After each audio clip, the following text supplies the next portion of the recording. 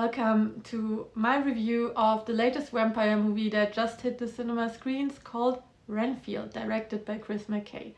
Nicolas Cage once said that he would love to play 3 roles, actually Captain Nemo, Superman and Dracula.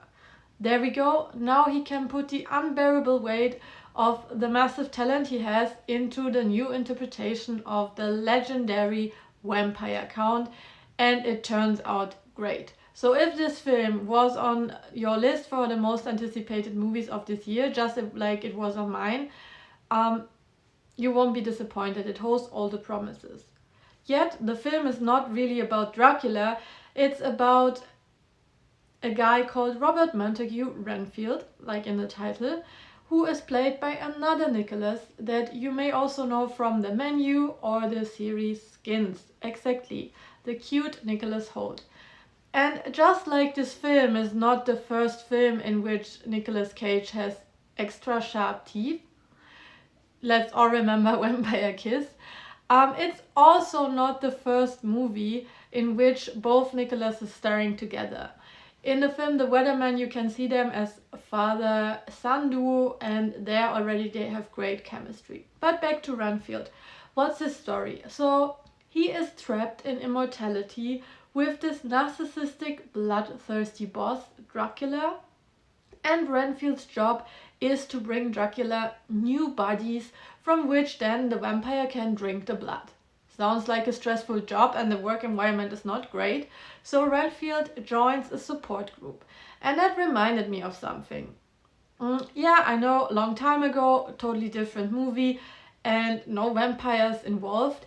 Yet what those two main characters have in common, that they feel suppressed by their work relationship and try to break through via doing a transition. What happened to Edward Norton, we all know. In Renfield's case, he lives like through a glow up from this immortal Panic at the Disco look to a super nice guy in a pastel sweater, focusing all on self-awareness, and how this turns out you find out in the movie.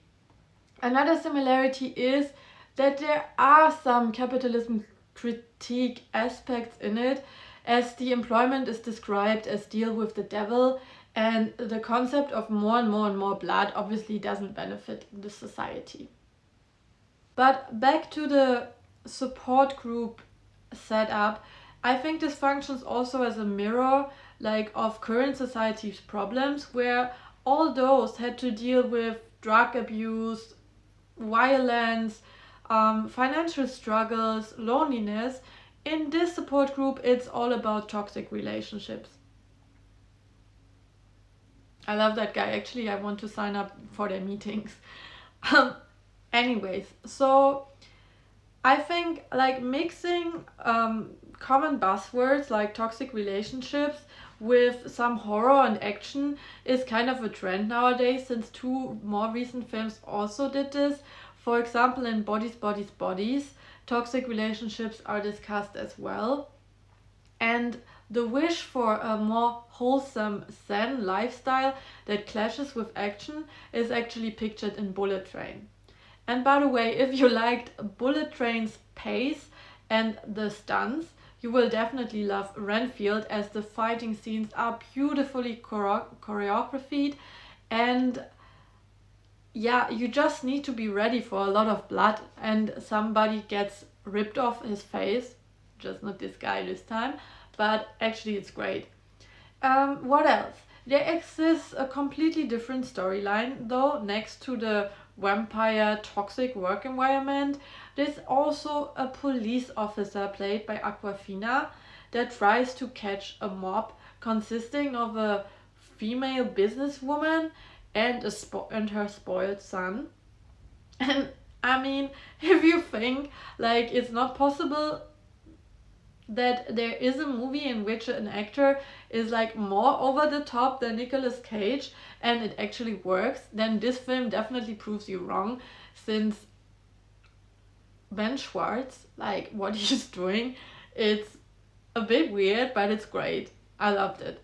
And actually I must say the entire cast absolutely outperforms.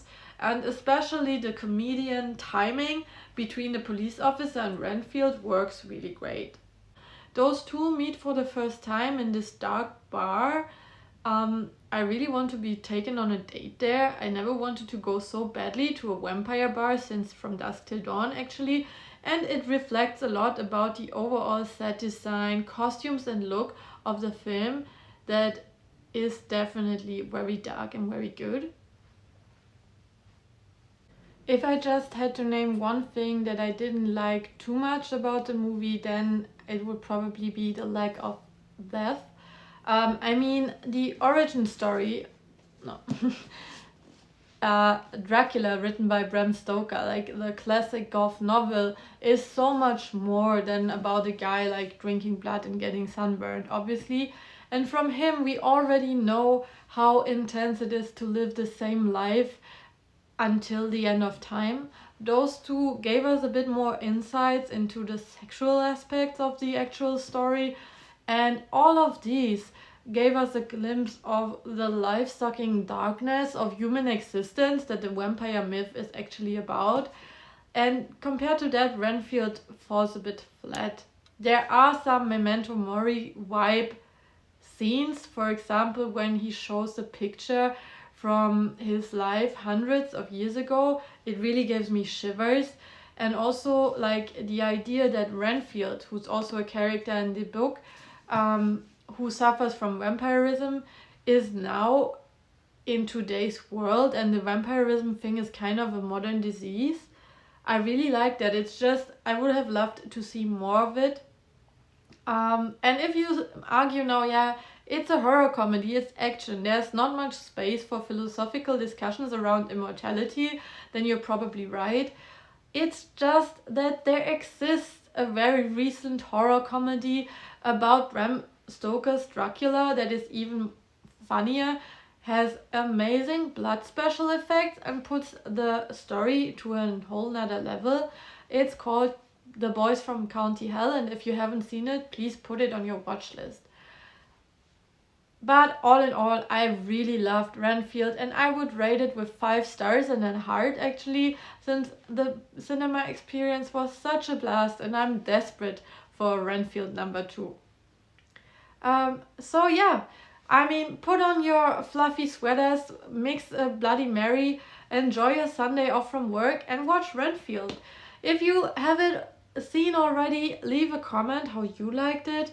What's your favorite Nicolas Cage movie, and can you recommend any other horror comedies? I would be really intrigued to hear. Yeah, and don't forget to like and subscribe for more reviews and more vampire content. Bye!